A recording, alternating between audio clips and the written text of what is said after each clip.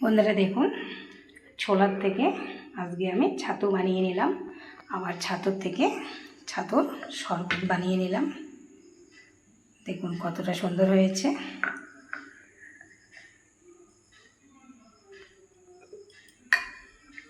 খুব সহজেই বানিয়ে নিলাম বন্ধুরা, খুব কম সময়ে।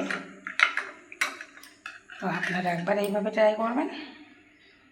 তো আমি কিভাবে বানাচ্ছি আপনারা দেখতে থাকুন। তো ভিডিওটি শুরু করছি। হ্যালো বন্ধুরা, তোমরা সবাই কেমন আছো? আশা করি তোমরা সবাই ভালোই আছো। বন্ধুরা দেখুন, নিয়েছি ছোলা। আজকে আমি ছোলার ছাতুর শরবত বানাবো। তার জন্য আমি ছোলা থেকে ছাতু তৈরি করে নিব। আমরা তো দোকান থেকে প্যাকেটের ছাতু অনেকেই কিনে খাই, কিন্তু ঘরে তৈরি করলে কিন্তু ভেজাল মুক্ত ছাতু আমরা ঘরে তৈরি করতে পারি খুব সহজেই। ছোট বড় সবাই খেতে পারবে, কারণ বাইরের প্যাকেটে কি দেওয়া থাকে আমরা তো সেটা জানি না, আমরা তো কিনে খাই। আর আমি দেখুন ছোলা কিনে নিয়ে এসে কিন্তু ভালো করে রোদ্রে শুকিয়ে নিয়েছি, শুকিয়ে একদম পরিষ্কার করে নিয়েছি। তো আমি প্রথমে ছোলাগুলো ভেজে নেব, ছাতু তৈরি করে নেব, তারপর আমি ছাতুর শরবত বানিয়ে দেখাবো। তো বন্ধুরা নিশ্চয়ই আপনাদের ভিডিওটা ভালো লাগবে। আর ভালো লেগে থাকলে প্লিজ লাইক কমেন্ট শেয়ার করবেন, সাবস্ক্রাইব করে আমার পাশে থাকবেন। ফেসবুকের বন্ধু হয়ে থাকলে লাইক ফলো করে রাখবেন। দেখুন এইখানে একটা লোহার কড়াই বসিয়ে দিয়েছি। কড়াই কিন্তু ভালো করে গরম করে নিতে হবে। আর এখানে কিন্তু ছাতু বানানোর জন্য লবণ লাগবে না, বালুও লাগবে না, শুধু কড়াই ভেজে নিলে হয়ে যাবে। তো আমি ভেজে নিচ্ছি।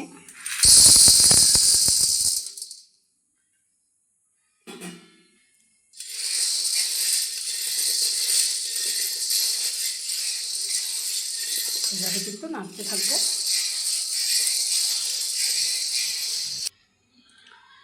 বন্ধুরা দেখুন, এইভাবে নাড়তে নাড়তে কিন্তু এক সময় দেখবেন ফুটে উঠছে কুটকুট করে, আর একটা সুন্দর গন্ধ বের হচ্ছে ছোলার। দেখুন দেখুন কত সুন্দর ফেটে যাচ্ছে ফুলে। তখন বুঝবেন যে ছোলা ভাজা আমাদের হয়ে গেছে।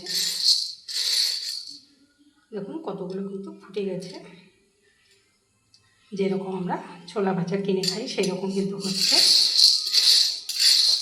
এখন আমি এগুলো নামিয়ে ঠান্ডা করে নেব।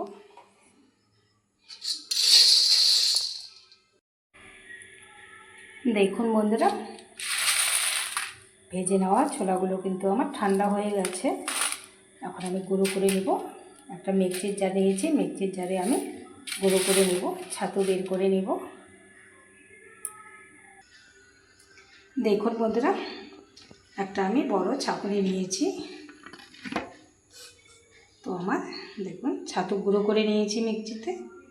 এখন ঢেলে নেব, একটু ছেঁকে নেব যেন দানা দানা না থাকে।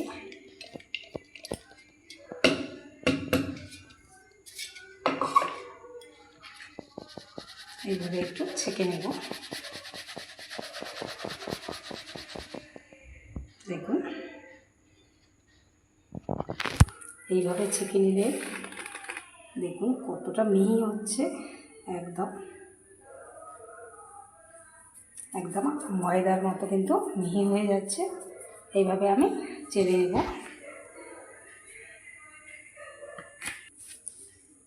আমি চেলে নিয়েছি কতগুলো, দেখুন দানা দানা আছে, এগুলো কিন্তু আমি ফেলে দেবো না, এগুলো আবার আমি গুঁড়ো করে নিব।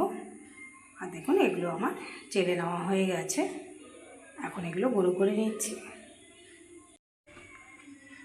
সবগুলো ছোলার ছাতু আমি তৈরি করে নিয়েছি। দেখুন আর কতটা সুন্দর হয়েছে।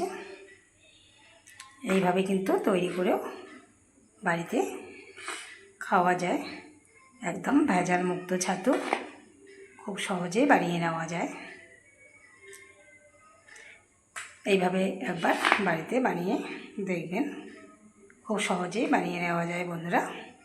তো আমি এখন ছাতুর শরবত তৈরি করব। শরবত তৈরি করার জন্য গ্লাসে আমি 1 গ্লাস জল নিয়েছি, একটু কম নিয়েছি যেহেতু ছাতু দিব, ছাতু দিলে ভরে যাবে তাই একটু কম নিয়েছি।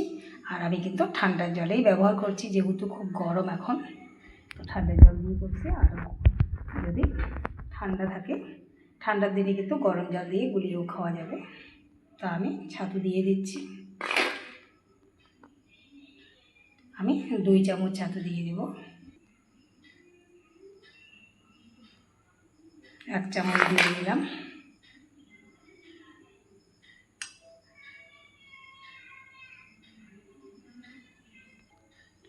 এক চিমটি মতো দিয়ে দিব লবণ।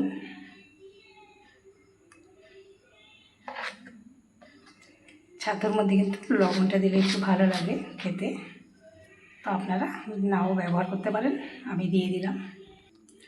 আর দিয়ে দিচ্ছি 1/2 চামচেরও কম চিনি। আপনারা কিন্তু চিনি ব্যবহার নাও করতে পারেন। দেখুন গুলিয়ে নিচ্ছি। কালারটা কত সুন্দর এসেছে দেখুন। এইভাবে কিন্তু বাচ্চাদের করে খাওয়ানো যায়।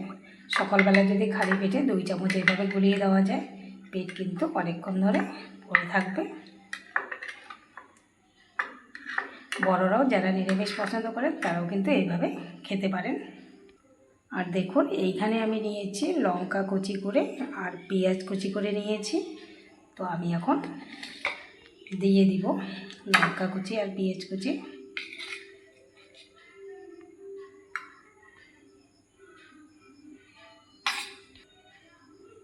যারা একটু ঝাল পছন্দ করেন তারা কিন্তু এইভাবেও খেতে পারেন।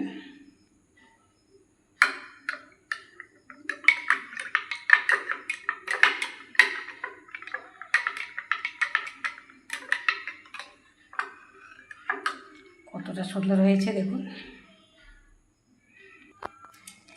এই রকম করে কিন্তু ছাতু বা শরবত তৈরি করলে ছোট বড় সবাই খেতে পারবে।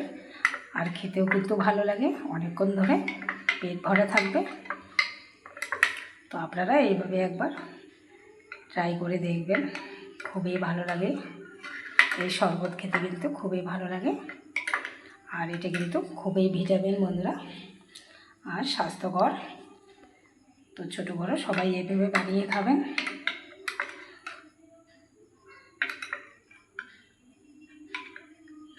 তো বন্ধুরা, ভিডিওটি আজকে এই পর্যন্ত শেষ করছি। আবার কোনো নতুন ভিডিও নিয়ে দেখা হবে। টাটা, সবাই ভালো থাকবেন, সুস্থ থাকবেন।